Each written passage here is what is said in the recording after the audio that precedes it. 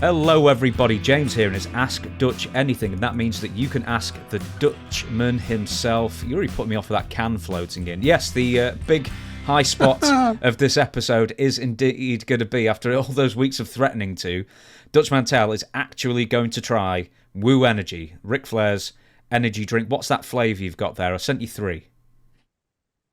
It is dragon fruit.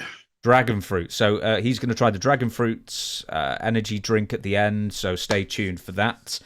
But let's do the plugs first, and we're going to do them very, very quickly. Number 1, we're on Pro Wrestling Tees now. We've got about 4 different designs out there, and there's more to come soon as well. They're over there. I can't get them right now. Yeah, don't worry about that, people. There'll be an image on the screen, I'm sure, to show what people what they look like. Dutch has diplomas he is selling. Go to Dirty Dutch Mantell with 2 L's at gmail.com. They are signed by the Dirty Dutchman and the Provost, Zeb Colter. He has a figure that he may be auctioning off soon. There's also hats that you can get through Dutch himself at Dirty Dutch Mantell with 2 L's at gmail.com. Signed, if the ink will not be absorbed by the hat, of course, and, if the colour, shows up the signature in the ink.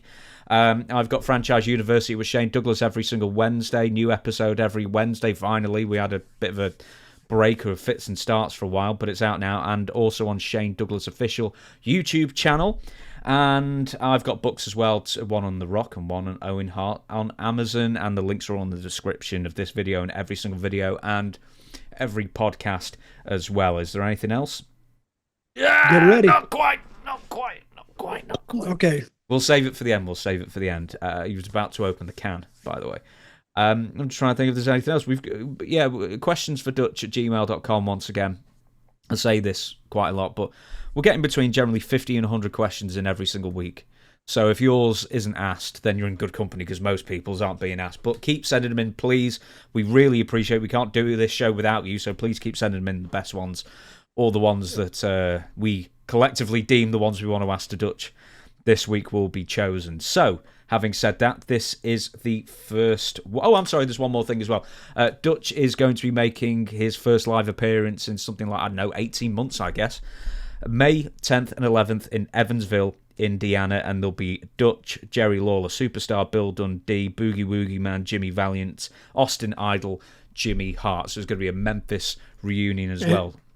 Mm-hmm. At the National Guard Armory, which I'm kind of disappointed in. I thought it would be in the old Evansville Coliseum, but they're revamping it, so we can't be in there. But it will be a good time. I'm looking forward to it. Definitely, and I think you're going to be the superstar, because people have not seen you out in a live setting in quite a while, and plus this podcast has been booming recently, so you'll have made some new fans as well as many from the Territory days, I'm sure. But let's ask the first fan question. Questions for Dutch at gmail.com. Kevin B. Now, I threatened to ask this last week, and I remembered for once. There used to be an animated series called The Passion of the Ass, or Vince McMahon's Ass, whatever it was. It was about Vince McMahon's ass. No lie. It is buried on YouTube, but you can find it if you search around. There are 2 episodes that have been uploaded on other sites. So, are you finally ready to watch this? Well, I watched a little bit of it. Oh, you've seen a bit of it already? I have, but I don't think the fans have. Because I never heard of it before. What's his name? Kevin B? Kevin B, yeah. Before Mr. Kevin B brought it up. But let's show everybody what he's talking about here. Okay, I'm going to start the recording now, because you just sat there just amusing yourself just watching what's going on already. Yeah. His ass is doing curls, and his arms are doing like reverse curls back. I don't know. Yeah, he's working on his back, and his posterior is working on its biceps. Oh, so this is called, what is it called? Vince McMahon's Ass, or whatever it's called. So this is an animated series? It is, that had to be cancelled because it was a rip-off of another cartoon called Assy McGee. So the only last 2 minutes a thing. I don't think we're going to watch the entire thing, but... Mr. McMahon and his ass. It's a nice-looking ass. Oh, my God. So, for the audio listeners, this is the intro where Vince McMahon's Aris is playing the drums, riding the motorcycle, and folding its arms in the Raw entranceway. Yes, my ass club. Oh. Well, I'm glad they took that off because I don't think that would have It's that much time of of a the year when viewing we should audience. all give. You want to watch the rest of it? How much we got? 38 It's like seconds? it's for what 1 we've got. minute 20 left. Here's the caterer. Je suis arrive. Here's the carrot soup, raw seaweed from the shores of Madagascar, and the Ooh, piece de resistance. Rey Mysterio. Et voilà, a tofu turkey stuffed with Very right. organic yeast flakes. I don't think so. Oh, that's right. I forgot the soy getty and meatless balls. Hey, Veghead, Thanksgiving is about real turkey drippings in real butter, stuffed with real stuffing and real cranberry sauce. None of this vegetarian crap. Why don't you come over here and kiss my Thanksgiving casserole? Sorry, I can't. Meat's never crossed my lips. You almost ruined our Thanksgiving. But luckily, I came prepared. Oh, my God. Would you eat that? Now, I don't that's think what I would call eat that. Thanksgiving. Vince, that is too much. I know you didn't do it, but whoever animated this thing, I think they got some issues, some big, big issues. Oh, my. I've never seen that, never even heard of it. No? So what is Kiss My Ass? Or Vince That's the name McMahon's of it? ass, whatever. Or the passion of the ass. It's ass-based, is this show. I can see why that was canceled. It wasn't canceled because of something else. It was canceled because of that, because it was horrible. You did All laugh, right. though. You did laugh. Oh, I did laugh because but it's not a continual laugh. See, if you showed me the same thing next week, it wouldn't be you see it once, you've seen it. We're going to move on. Now, Kento DiCaprio, Ibaraki, Japan, has written in and says, "Hey guys, thank you so much for your podcast. I found it only a month ago, but I've been binge listening your catalogue each day. Thank you very much. This might be a strange question, but hopefully it will be interesting to your listeners as well as potentially helpful to myself. I've been wrestling in Japanese indies for over 10 years, and over time I've taken pride in it and have grown to feel that being a wrestler has become an important part of my personal identity. Getting deeper into my 40s, and with bookings becoming scarce, it is clear that retirement is around the corner. I have dread in accepting this reality, losing a part of myself, or the feeling of being dumped by your first love. Is this common with perhaps especially less accomplished wrestlers when deciding to call it quits? Would you have any advice for someone to be able to retire without regrets? Best regards, and thank you again." Again, I'm going to go back to that word I used earlier or on our sister podcast. It's an addiction. This guy, what's his name? Kento DiCaprio. Kento. You have an addiction to wrestling, and through no fault of your own. I've had people say, yeah, anything wrestling related that they see in the paper or they see anywhere, if they just see the word wrestling or wrestling or talk about a talent that they know, they're there. They're going to be there. And yes, I think it is a big of an addiction and hard to get off of as heroin. That's what I think. And if you got it, I don't think there's a cure for it, to tell you the truth. I think, and if you're worried about getting out and going into retirement, well, I think you might need to keep doing it because apparently you don't depend on it for your livelihood. So just keep doing it. Stay active in it. And it's the only thing I can tell you. It's like, instead of taking heroin, why don't you take some aspirin? I mean, just don't go off of it cold turkey like because methadone. you're going. Methadone. Just work your way down. Yeah, don't go fentanyl. Don't do that yet, especially if it's a colored fentanyl. Stay away from it because they've tainted it with something. So, yeah, you have an addiction, and I think you're the one that has to work through that. I can't give you any suggestions on it. It's a good question, though. It's like retiring without regrets. I mean, you know, is that what he said? Yeah. How would he go about retiring without regrets? I mean, how can one do that if you've not achieved everything you want? Because no one really achieves everything they want to do in wrestling. But he is. But he's not retiring. He's not retiring. You don't quit wrestling. Wrestling quits you. We said that with Mick Foley on the podcast, on the sister podcast, because he didn't quit because he wanted to. He quit because he just really couldn't do it anymore and he couldn't stay up with it. So that is the same thing as wrestling quits you. And you'll know when it's time. Apparently from his letter, he doesn't want to quit. So he needs to stay involved in it somehow, some way. Just because you're not in the ring actively performing doesn't mean you can't help. You can put stuff together, just stay around it. I think you're just, I do a Vince McMahon, just make yourself the head of it and just tell everybody to kiss my ass, pal. You can do that. But, and anyway, hey, if you tuned in early and you saw the first Vince McMahon, Vince McMahon little cartoon. Blame that on James. I had nothing to do with it.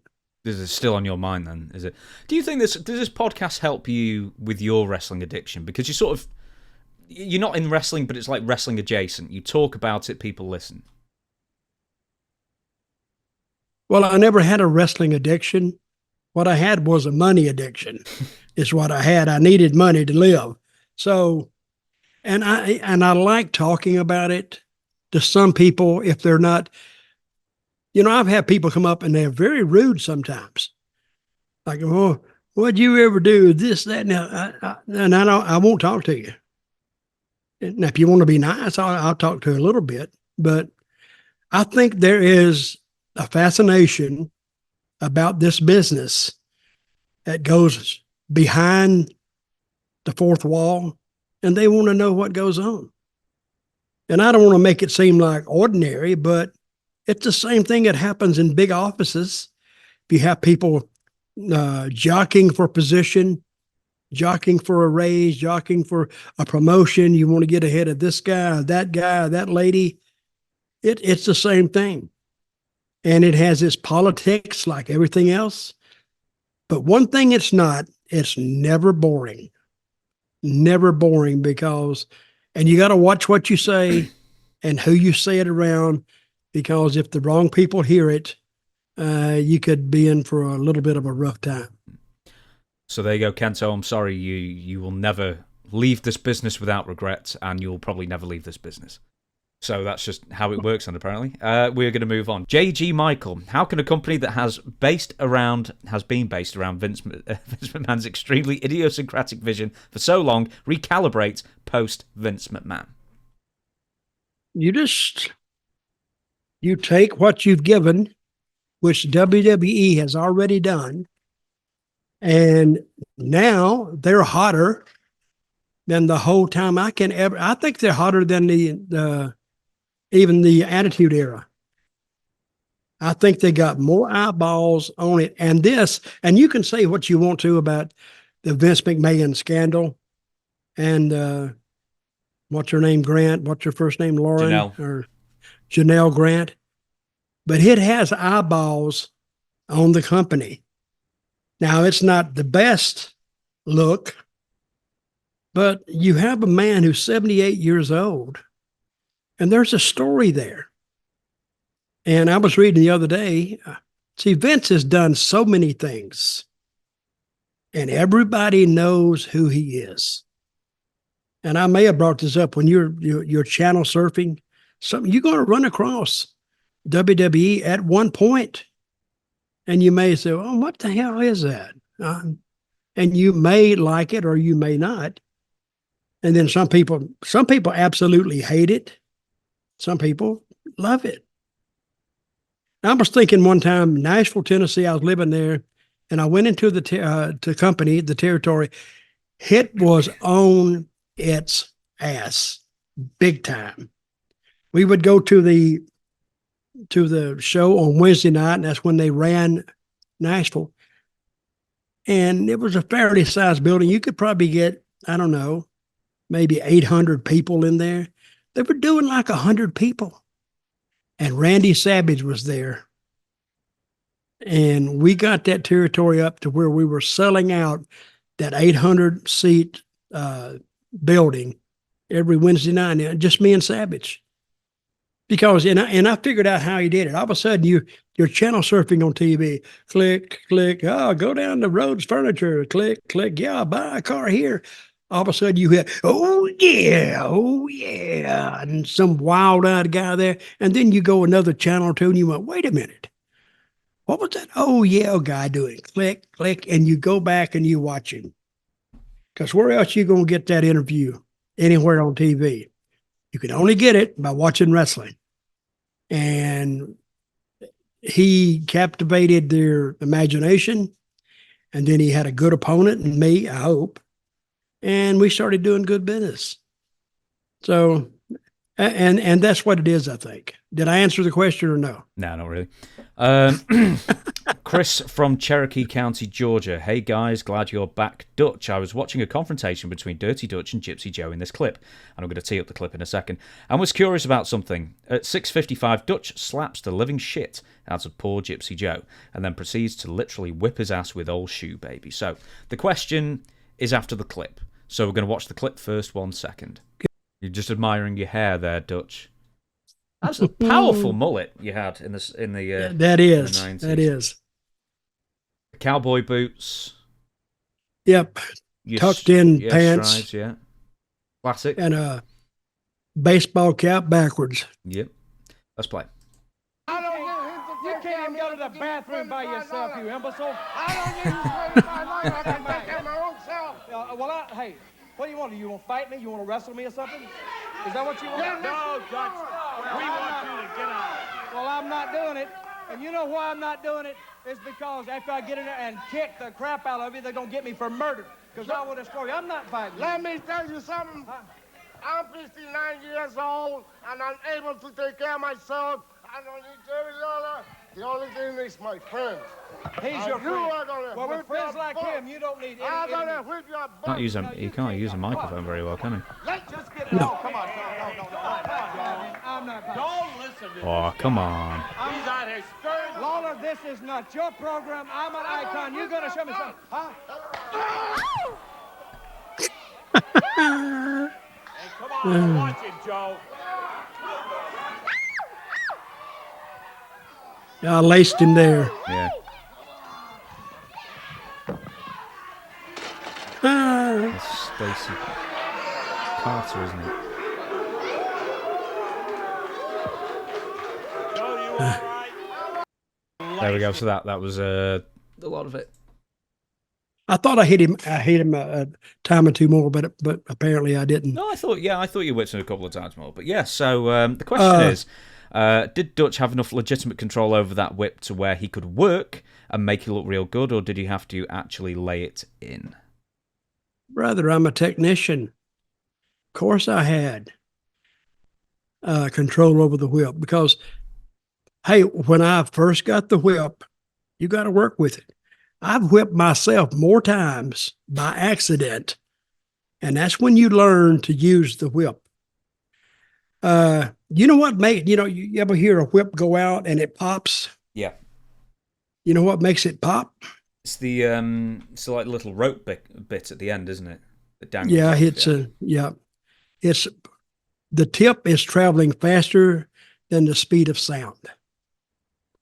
And what you hear when that whip goes out is a small sonic boom.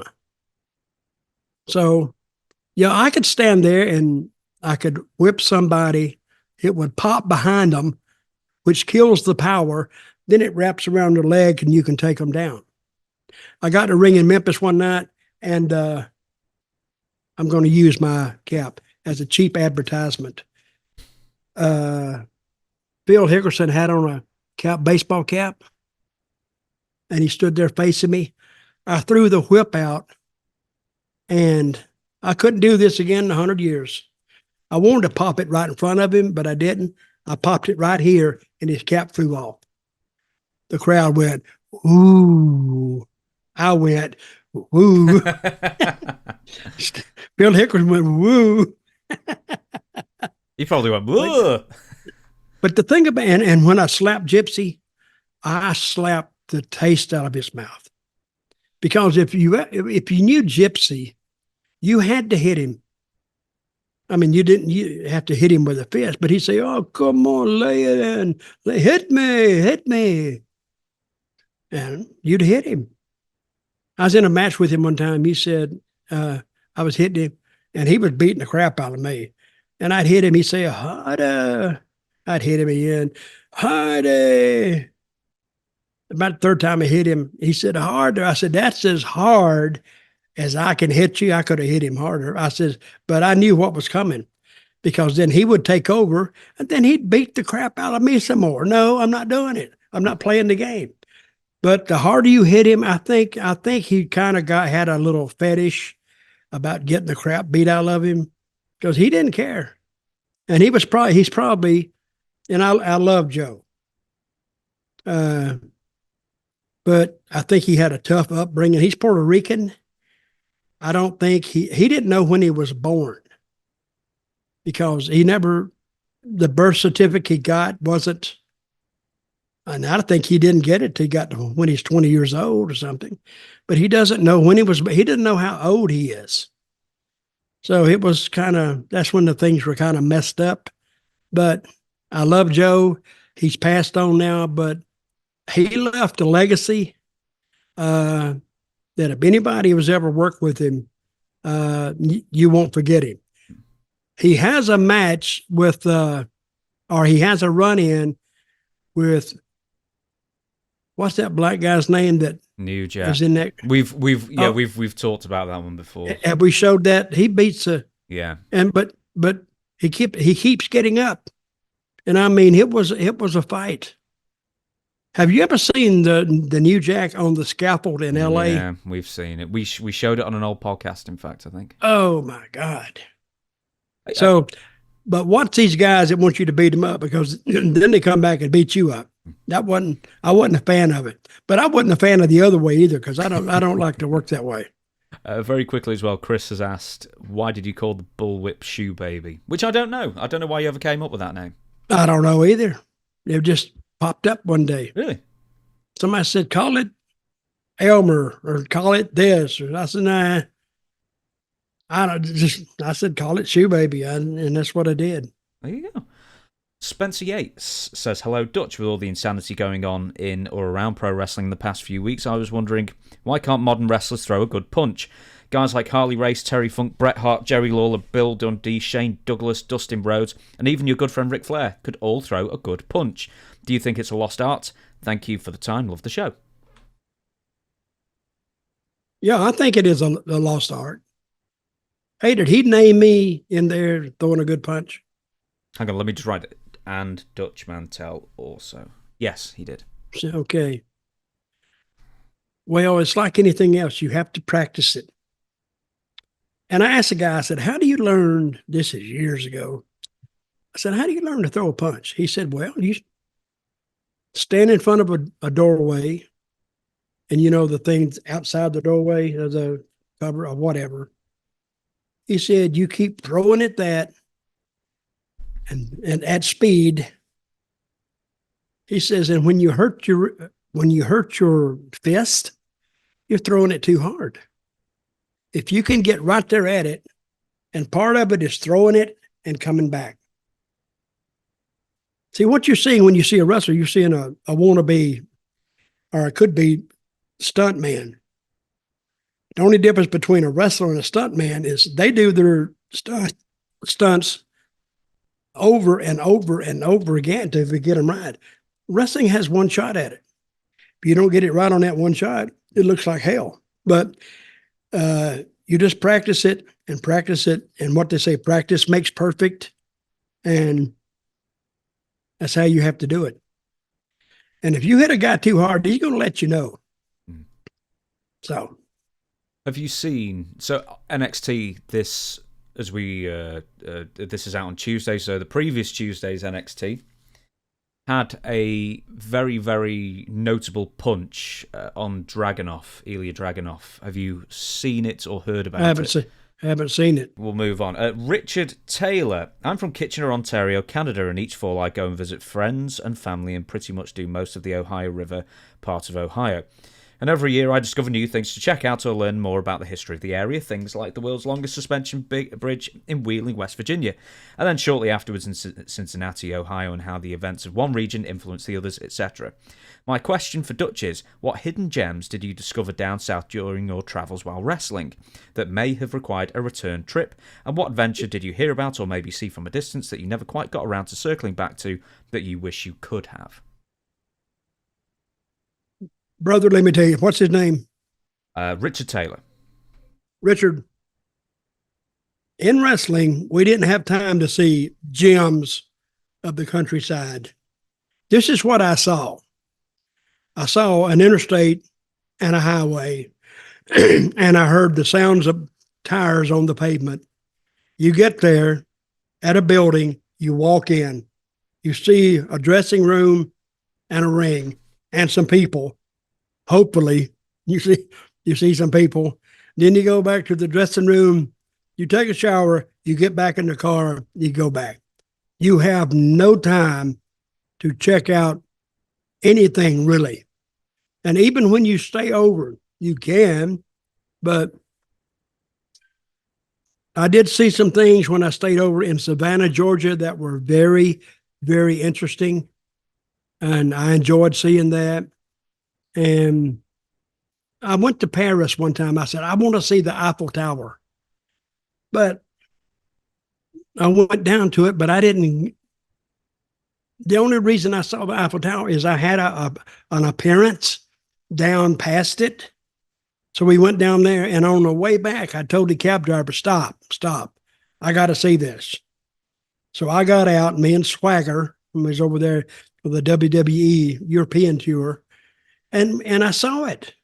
That's the only way I was going to see the Eiffel Tower is by accident. And I went to Munich once, and I saw the red walls. We've talked about that, James, the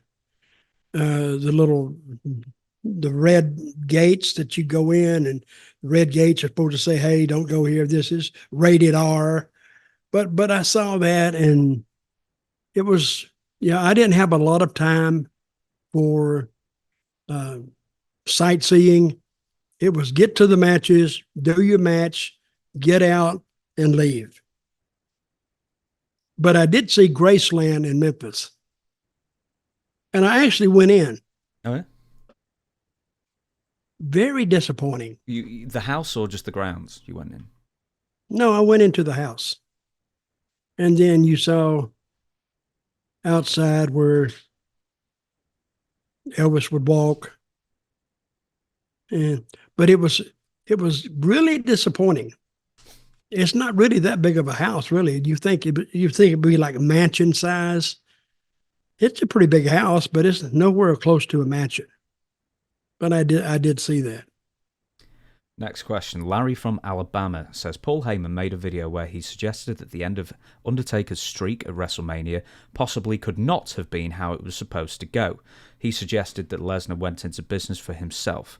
Do you have any knowledge of this? Keep up the great work on your videos. I don't think Lesnar went into business for himself. I think Mark knew what was going to happen. Vince knew what was going to happen, and Lesnar knew what was going to happen. But they really didn't. I don't think Lesnar this is my critique of it. I don't think Lesnar needed to beat The Undertaker, really. He was already over. And nobody wanted to see The Undertaker lose. He was 21-0 going in the match against Brock Lesnar. And I think it actually turned people off Undertaker a little bit. They wanted to see the streak continue. I did. I mean, there's no beating Undertaker didn't add one bit of heat to Lesnar. Nothing. It just beat him. It's like a team is on this win streak, and all of a sudden a team beats them. Then it's over. It's fleeting. And you can tell by the tape they put out after the match, some people were standing there like, I can't believe it happened. Yeah, but they led them one way, and it was a big match. Lesnar and Undertaker matching up. But if Undertaker had won, it wouldn't have slowed them down one bit. I think they disappointed their fans that night, and he disappointed the ones that took the pay-per-view and bought a ticket. So no credence to Paul Heyman's conspiracy theory there. Nah, I've never heard it. Wait a minute. He goes into business for himself against Mark? You know, Mark, let me say this. You know, Lesnar was in the Olympics and he was an amateur wrestler and all this? No. He was NCAA champion. He never went to the Olympics. Okay, whatever. But he was a UFC heavyweight champion. He would have torn Undertaker apart if it was a shoot any day. No, you don't know that. Come you don't on. know that. If Mark had if he'd straightened one out on Lesnar, he may have been gone. Listen, just because somebody is a good wrestler doesn't mean they can fight, really. Because I guarantee you, when Lesnar fights, he don't fight with fists. He hooks them and takes them down. That's the way he's learned it. But somebody who doesn't know that, and Mark doesn't know that because he's too tall to do it anyway, if he'd have straightened one out, I mean, if he'd have had Dick Murdoch straighten one out, he was known for his punch. Killer Cox, known for his punch.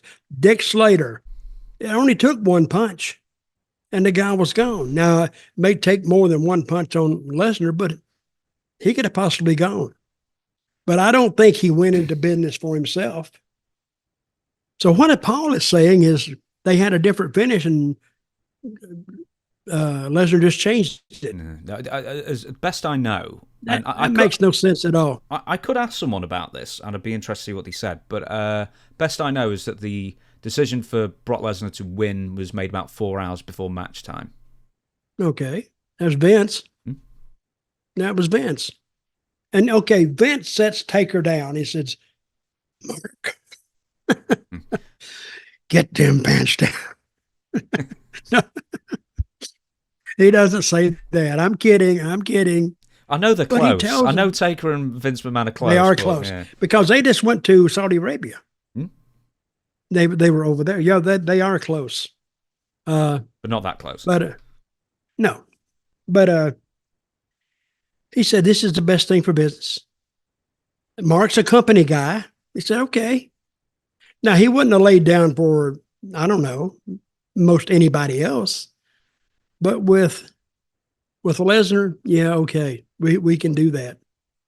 And he got up, and it was kind of sad after that match watching Undertaker leave, because I don't think he went into business for himself. And listen, if he'd have went in business for himself, don't you think we would have heard about it by now? Huh? Yeah. So I put no, you like this word, credence. I put no credence in it. I was going to say, I like that word. I said it about 30 seconds ago. Or is it? You did not say it. I did say credence, yeah. Maybe that's where I got. Okay. We're going to move on. Uri and Rusty, hi Dutch and James. I grew up in a tiny town in Norway in the 80s and 90s, and every kid loved the WWF and WCW, including me, and I'm a huge wrestling fan to this day. Does Dutch have a theory/idea on how pro wrestling became such a global giant, and why it is such a broad appeal to so many people from all walks of life all across the globe? Thank you and kind regards. Because they take it down and they're talking right to fans.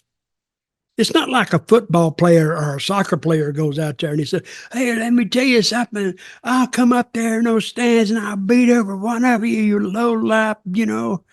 And he attacks the people. So the people, they want to see him get his comeuppance. So they become a fan of the other guy, his opponent. And that's how it's done. Wrestling all over the world. If you took a wrestler, let's say in Norway, who just speaks Norwegian, and puts him in a ring in Japan with a guy that just speaks Japanese, but they speak a universal language, is wrestling. Certain ways you do certain things, certain ways you approach it. So they could not even speak the same language and have a 5 or 10 minute match, and you wouldn't even know the difference. And of course, in Norway, they would do a voiceover in Norwegian, tell you what the guy's saying. So it's not like you're watching something you don't understand. And if they have some good commentary guys that said, "Oh boy, he really insulted him then," and told him, "Hey, do it if you think you can." And now the people know what you're talking about. Yeah, it is a universal language, and it's over all over the world. So I think you could take it. You could take it to the moon, maybe, and you could. What if you had a sellout on the moon with a bunch of little moon people running around? Crazy, huh? Well, they'd be jumping up and down very high. Oh yeah, down again. Yeah, no gravity, yeah. No gravity. Well, it's a less gravity. Chadwick in California says, Sir Dutch, the dirtiest. While living in Portland, Oregon, I had the absolute pleasure and honour of knowing and working out with the Grappler, Len Denton, who in my eyes is one of the most genuine and friendly, as well as knowledgeable talents ever to be in a wrestling ring for multiple territories. Lenny's stories of the business are numerous and informative, and it would seem from past interviews I've seen with JR and others, Lenny seemed to be a lesser praised journeyman of the industry. Did you ever work with the Grappler, or do you know any other talent that was a key piece of wrestling history that should be more well known? So, any stories about Len Denton? Len Denton, that low-life piece of... No, he's really a good guy, good talker, very friendly, very outgoing, and I can see why. And he doesn't meet a stranger, and he's a good talker. And if he's trying to teach you something, he'll teach it, and he doesn't get upset with you. But if you spent time around him, you gotta like the guy, and very, very outgoing person. I never had a match with him, but I watched a bunch of his matches, and he knew what he was doing. And he spent a lot of time in Oregon, and he used to tell me, hell, I knew much about the Oregon territory just by riding with him than actually being there, because they called me one time and wanted me to come up there. I went, it's a long way from Atlanta, a long way from Nashville. And I said, I don't know if I want to go. And Stu Hart called me one time, wanted me to come there. And I went, nah, I got to think about this. Too cold. But Len Denton, good guy. I knew him where did I know him? I think I knew him from Florida. That's where I knew him from. So I went in the department one night for some reason. I didn't really pal around with him that much. And he had some cash in his billfold. And he opened up a cabinet drawer and threw like a couple $100 bills in there. And it was just money laying around inside the cabinet. And I went, Len, you think you might need to take that money and kind of count it and put it together and put some rubber bands around it? Nah, it's okay. It's okay. Out the door we went. I went, and I was thinking, I hope he doesn't show that to anybody else, because they'd be breaking into that house and taking that money. So, but good guy, and I'm glad you got to know him, because he was very good at what he did.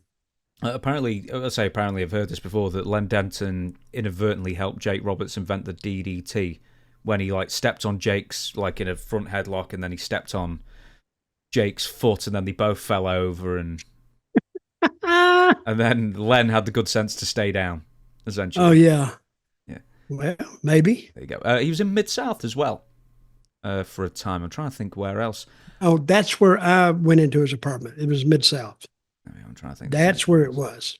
Yes. So it seems, but mostly Portland. He's best remembered. And his apartment was in Alexandria. And why they picked Alexandria to be I guess it's the central part of the state, but it's a little crappy little town. Well, it's okay, but you were more centralized to, say, Houston or New Orleans. Houston to New Orleans is a pretty good drive, buddy. It's a hell of a drive. So, but Alexandria, they picked that for the central point, and that's where a lot of the guys stayed, either there or Baton Rouge. Beardy the Clam has asked. Who? Beardy the Clam. Biddy. Beardy. Anyway, Beardy the Clam. Just wondering both of your thoughts on the very strange, paralysed Linda McMahon barking Trish Stratus angles, seeing through the lens of February 2024. He says it's very creepy. Now, before we recorded Did this you show, say Linda McMahon? Linda McMahon was paralysed, catatonic in a wheelchair. Yeah, at this point in the story. Anyway, you watched the very famous interaction between Trish Stratus and Vince McMahon, where Vince forces Trish to do his bidding in the middle of the ring. Before we watch the part, it's too long to put on this, but tell me about what you saw. Okay, if you disregard, let's take your brain right now, and I want you to push everything out of it that you've heard about Vince lately. Let's look at him under a new set of eyes. This was back in, I don't know, in the early 20s, I would say. And he had Trish Stratus in the ring, and he wanted her to apologize to him for something. And I forgot how it went, but he got her down barking like a dog, which is very demeaning. And then he got her up and then made her pull her bottoms off just to show her panties. Then he got her up and then wanted her to take her bra off, and she went as far as to unsnap it in the back. And listen, if you're going to judge Vince on this, you got to judge the crowd too. The crowd was loving it because it painted Vince out to be just a no good, sick, perverted bastard. But back in those days, people could say, well, he's not really like that, till we find out, yeah, he's really like that. But if you just watch it and you just disregard everything else, this is the worst time ever to watch this video. Are you going to show any of it? No, it's just too long. Okay. But I think Vince, at one time, by doing stuff just like that and taking advantage of Trish Stratus, who the fans loved, he painted himself as the greatest heel of all time. I mean, you really, really, if you think about it, but he was a heel who was entertaining. And if you ever saw him get beat up, you felt good about it. But as far as pure heat, you wanted to slap him. You literally wanted to get up out of your chair and go in that ring and do something physical to him. That's a good heel. That was an amazing segment. I loved it at the time. I laughed all the way through. I still love it. I mean, you sick bastard. See how you are? Yeah, but this has nothing to do with Vince's private life. It is just an amazing segment. Oh, it has to do with James's private life. Oh, I see. No, but it was a good segment. Yeah. And nobody turned the channel when that was on. Nobody. No. And I looked at the length of it. It said 13 minutes. For him to hold that crowd, and they were hanging on every word. They didn't know what else he's going to do. They hung on every word, and actually it had to pick up viewers. If you're surfing the channel, you would have remotes by that time. Click, click. There's a half-naked girl standing there and some guy screaming at her. You need to take this off, and you're going to say you're sorry now. And it was actually very good. Very well performed. Now, there's one, not with the segment itself, but the follow-up, which I know you didn't watch the follow-up, you didn't watch WrestleMania 17 to prepare for this, but do you remember at the time there was a catatonic Linda McMahon who Vince McMahon was drugging or whatever? It was the most bonkers storyline to get to Vince versus Shane. Anyway, that's the beauty of wrestling. You can tell a story behind the story. It was great. It was great. But the one thing that was an issue was that Trish Stratus has to go through all this humiliation on screen. But then she's not the one who gets any measure of revenge on Vince. It's Linda. Mm-hmm. All Trish does is wheel Linda down, and then she stands up from the wheelchair and kicks Vince in the balls, and he loses the match. It's just the crowd go crazy and everything. It's a great show entirely, and it was a great spectacle, that match as well. But the only thing is that Trish doesn't get a full measure of revenge against Vince in that sense. So there wasn't quite the follow-up. Did she give him the low kick on the floor or in the ring? No, Linda did. Linda, that's what I mean. In the ring. How'd she get in there? How'd they roll the wheelchair in there? I think they wheeled her up and then someone carried her in or something. I can't even remember. It was years ago I watched it, but it was brilliant. Yeah, but it was good. That was good. It really was. Next one, Chris Legree says, "Hi, Dutch and James. For a few years now, I've been really getting into watching the territories. My favourites being 80s Jim Crockett promotions, and Mid-South Wrestling. I've been watching some Central States wrestling as I'm a big fan of Harley Race.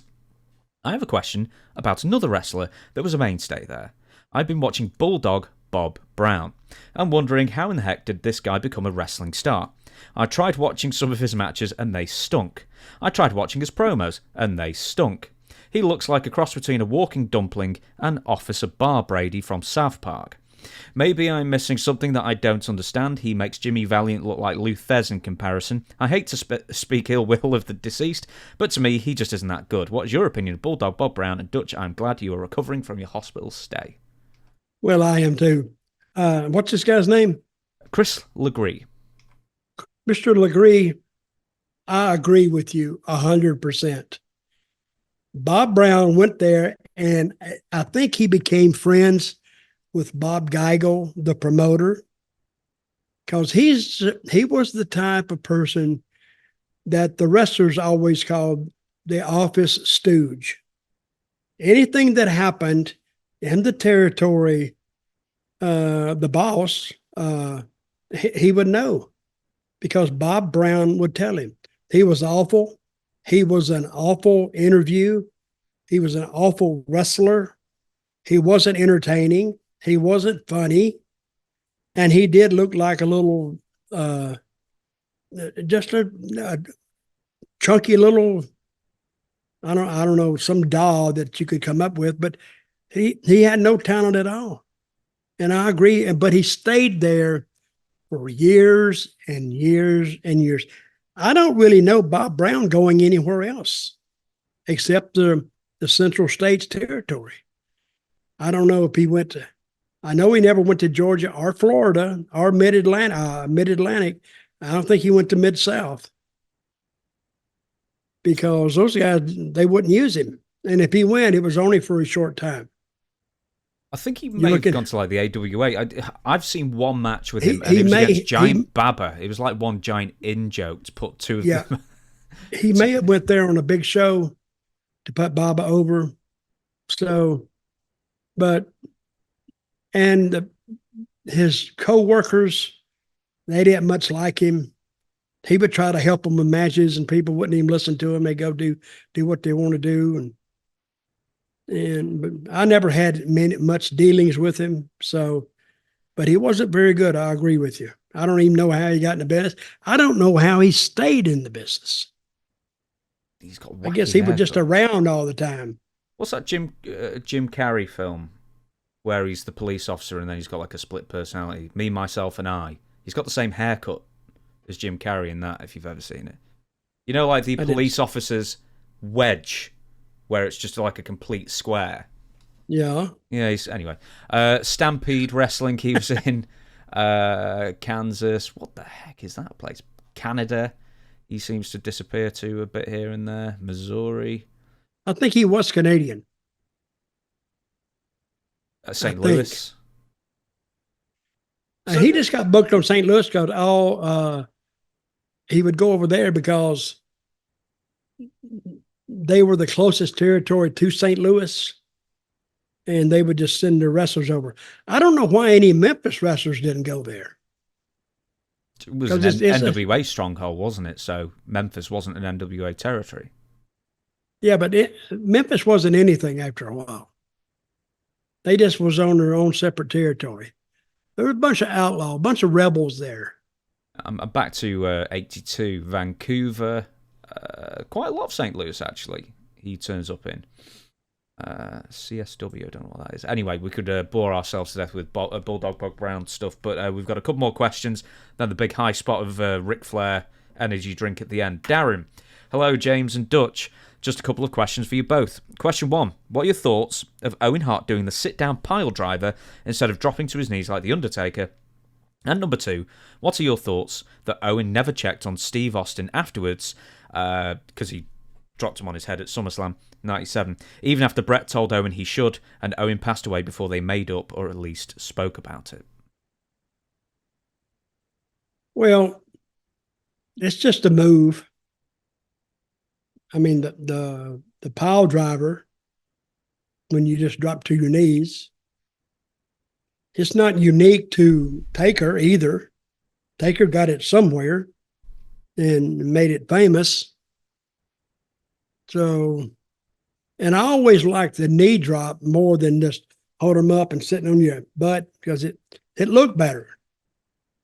And as far as Owen not checking on Steve, I don't know. Is that verified that he never called him or anything? That's what Steve has said, yeah.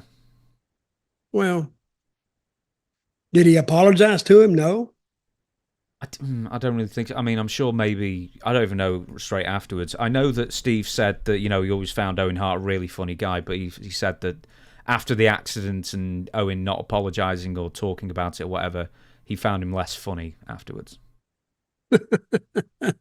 Yeah, he's not as humorous as he once was. Well, I don't know the story there. I think if he didn't call him, I think he should at least send him something, or send it by somebody and say you're sorry. Like flowers. Sorry I gave you a stinger. Or do something, send him a case of beer or something. But it wasn't intended. Things like that happened. And I could see Steve. See, when Steve gets something against you, it don't go away the next day.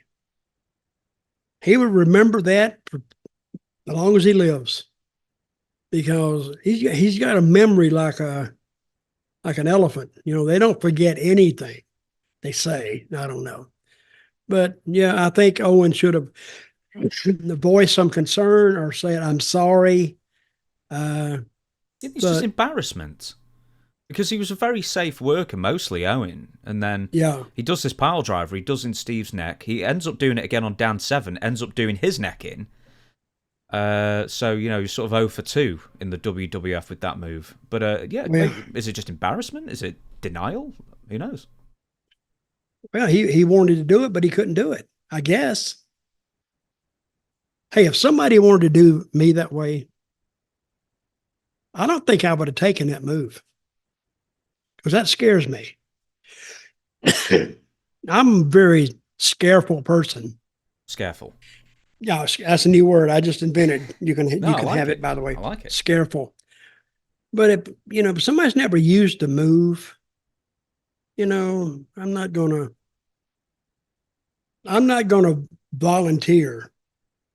But again, if I did go up in that move, but your hands are right here. So if you're going down too much, you got to separate yourself. You got to protect yourself too. Because you wouldn't put your hands around the legs because your neck's not protected. If you put your hands like this on his knees or his thighs, so if you think you're going too hard, just push out. Because by the time you've pushed out, it looks like you've hit and you can bounce out. That's what I would do. I don't think that move's ever been used on me. Probably because of my scareful tactics, maybe. And what is it about wrestling that they steal from doctors? Do no harm. So, and there were several moves that I wouldn't take from guys. One guy used to want to do you coming up and he'll give you that quick power slam. Well, my neck came really close to the mat one time. And I said, okay, that's it. I'm not doing it no more. I didn't do it anymore. Or you could, right when he goes, don't work with him. And so he goes, and he gets a hernia because he can't get you up. And you say, well, I told you I wasn't taking it. That's what, weirdly enough, that's what Owen Hart used to do as well. Just to make Lex Luger look bad. So when Owen was teaming with Davey Boy Smith. I'm sorry. Owen was teaming up with Yokozuna maybe or someone. And Lex Luger and British Bulldog were a team. Oh, you'll know because you're the Blue Brothers and you faced the Allied Powers at WrestleMania 11 or whatever it was. Anyway, Lex Luger would get him first and Owen would call a military press overhead. And then Owen would deadweight him, like grab onto his arms, and then Lex Luger would like that. And then, throw him down. And then Lex would tag British Bulldog in, and then Owen would go light as a feather and Bulldog would be pressing him. Just to wind up Lex. Well, that's the way it's done. Owen was very, very sneaky in that ring too. But hurting somebody is not in Owen's wheelhouse. I never heard of that. But he hurt Austin. Who else did he hurt? Dan Severn. Dan Severn got away scot-free with that one, but Severn briefly was paralyzed. Very briefly. And he ended up getting feeling back after like a minute or something. But yeah. I hate to hear that. Yeah. But I was never in their stratosphere. I was like a second match, third match. Owen was above me. He was always like fourth match, fifth match. But neither one of us were in the main event. But I don't think I would take that move. I don't blame you. Last fan question before we get to the Ric Flair thing. Cody Ruiz.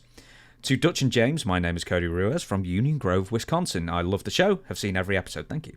My question is, do you think wrestling has gone a little far by bringing personal lives into the business with what they say and how it's portrayed? An example would be Christian Cage in AEW, I suppose, with the Jungle Boy calling his dad, reminding him that he's dead. And also Drew McIntyre saying, I prayed for CM Punk to get injured. Thank you, too, for all that you do each week, and I love your books, Dutch, We the People. So, do you think personal lives are creeping in too much into the business? No, I think they could do actually a little more, but they got to watch how personal they get.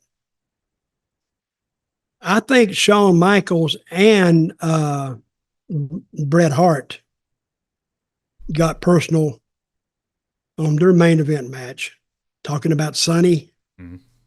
I think they got really, really personal there. And I don't know how many fans knew what they were talking about, but Bret knew what he was talking about. And Shawn knew what Bret was talking about.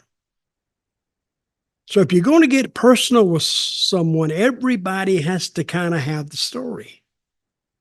And I don't think everybody had the story, unless the commentators want to come along behind you and, kind of solidify what you're saying. But, yeah, it's always been, you need to get personal a little bit, or you need to involve the fans in a personal episode. And I don't know if it's gotten too personal. Again, I say he can get more personal, because that's when you draw money, when you get it personal. So, of course, the best way, you got to get it personal with the fans first, and then turn it to a specific individual. Now the people hate you. You got to get them disliking you first. If you go in there and they kind of like your BS ways, you got a long ways to go. And I've seen guys go in there to the ring and try to make the people mad, and they love them. They like them. And they'd say, well, they're not going to boo you. They're not going to buy a ticket to see somebody beat your butt. So we got to make you a babyface. So he turned up to a babyface. I've seen that several times. But yeah, it could get more personal, and that's the way wrestling's always been. Is it always good practice to pre-agree what you're going to say in an interview? If you're going to do a personal one, no? Well, if you're really going to make a point out of it, he says, and I saw this with Drew McIntyre and Cody and CM Punk on Raw. He said, I think Punk said something about Cody's beat you twice or something. And then I think Drew come back and says, wait a minute, Cody beat you 3 times straight. And he did. So when you start quoting things that are true and the people can corroborate that what the guy said is true, now they kind of hold the guy talking to a different standard. If you kind of stay within the lines of the truth, you got him. But I don't think I think Drew McIntyre has a way to go before he's really perceived as a big heel. Because I think he came off a babyface run. People kind of liked him, but he was like in that middle part, like he could go either way, but it wouldn't make a big difference. So let's see what the babyface run can do. We're out of questions, but we've got one more segment to do. Dutch, build it up. What are you about to do? Ladies and gentlemen, we have promoted this moment for at least a week or more, 10 days maybe. Maybe 10 days. And we were talking about, what brought this up was Ric Flair is with AEW now, and this is called Woo Energy. Woo! Allegedly, it makes you, have a lot of energy. So, and this is a 12-ounce can, and thanks to James, through the magnificence of his heart, he packaged this up. Of course, he ordered it in the United States, and they shipped it to him. It took forever to get here. But they did. It just got here this morning. Yeah, the delivery people could use a bit of extra energy speeding that one up, couldn't they? Yeah, I hope, man. Some of them can learn some brain memory, too, because they forget a lot of stuff. But this is the drink. You see Ric Flair's brain memory. There's Ric Flair. I think a good picture of Rick. I like the artwork. I'll give him that. Yeah, nice looking color on the can. And it says sparkling adaptogenic elixir. What the hell is adaptogenic? It's just a load of bullshit, I think. Yeah. Dragon fruit, Woo Energy, Ric Flair sip. I don't know what that means. Energy and focus mushroom blend. Mm-hmm. Have you ever had a mushroom blend? Energy? I'm going to. Yeah. And this is the first time I waited specifically for this moment to take a drink, and I am going to rate it right here on the show. Ask Dutch Anything. Let's do it. So, you don't have any heart conditions, do you? No, what? You don't have any heart conditions, do you? No, I don't have any. That's good. Hey, what if I drank this and just fell over? It'd be good for the ratings. Carry on. Ready? I'm going to pop it. Pretty good pop. I'll say that. Push that down. Go this back. Now, should I drink it out of the can or drink it out of the cup? Yeah, drink it out of the can, I think. Oh, listen to your heart. I mean, it might be nice to see what color it is. All right, here we go. Are you ready for this? Yeah, smell test. Smell test first. What does it smell like to you? A little elixiry. Right. Kind of a little bit, not bad. Let me see. You can tell a lot about a smell, by the way. But I'm going to do it again. Not bad.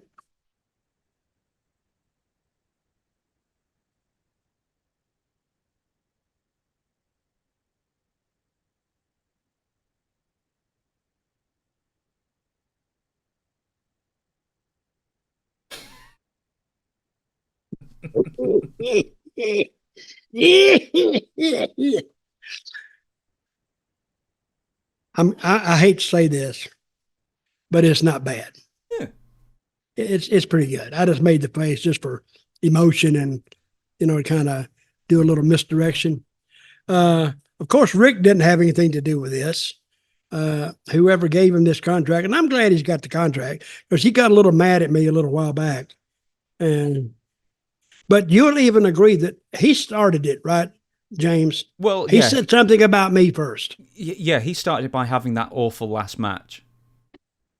Oh, and I said something about it. Yeah. And then he had to come back. Then I roasted his ass on Twitter, and then he ended up apologizing. Because when you tell the truth, they have no comeback. Well, he apologized, and then you apologized, and then the next day you doubled down and went even harder. Yeah, at then him.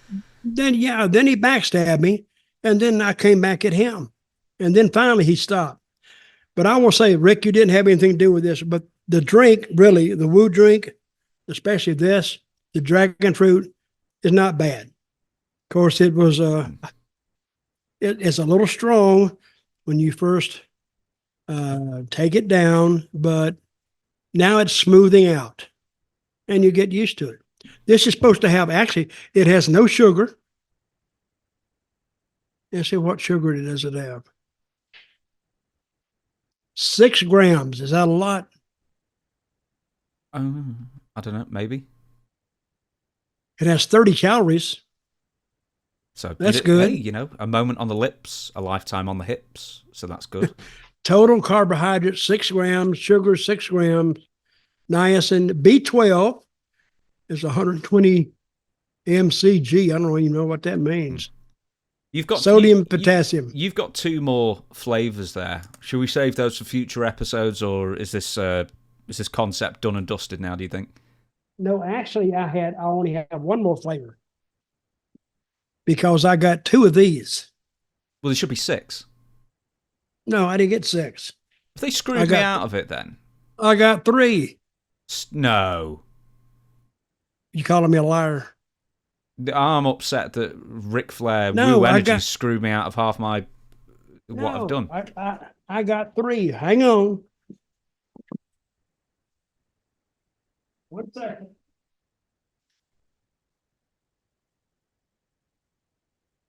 There's the 1. Yeah.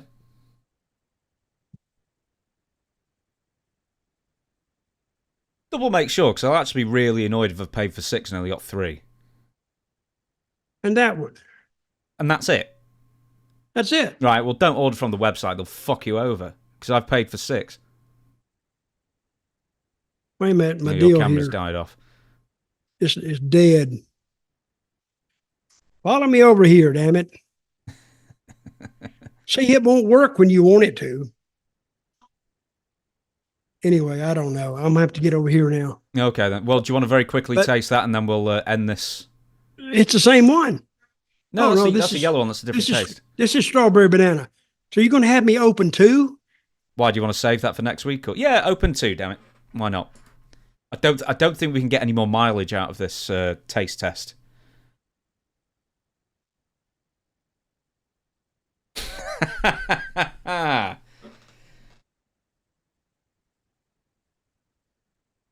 That is not funny. Look at that. It will not change. Oh, there it is. Now, I did this. This is strawberry banana.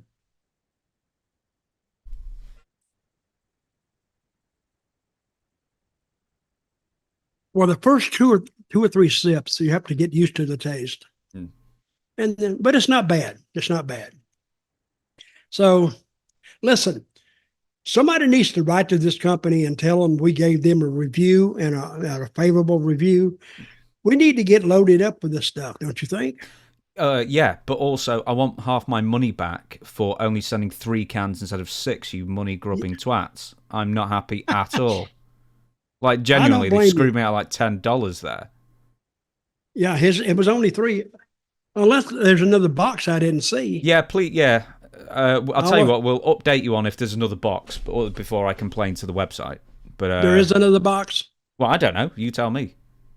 Well, I don't have it here. Oh, God. Right, well, there may be another box, hopefully. But for the sake of my $10. But yeah, Ric Flair Woo Energy should sponsor this. Would that be a conflict of interest? What's that?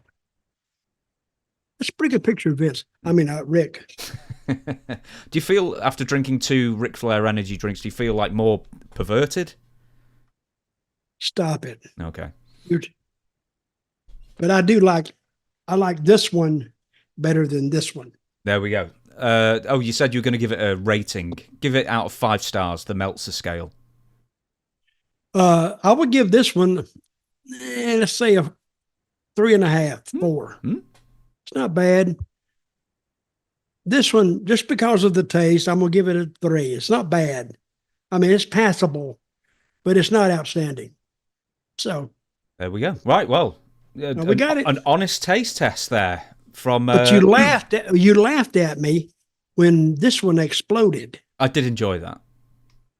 God, you see what I deal with, people.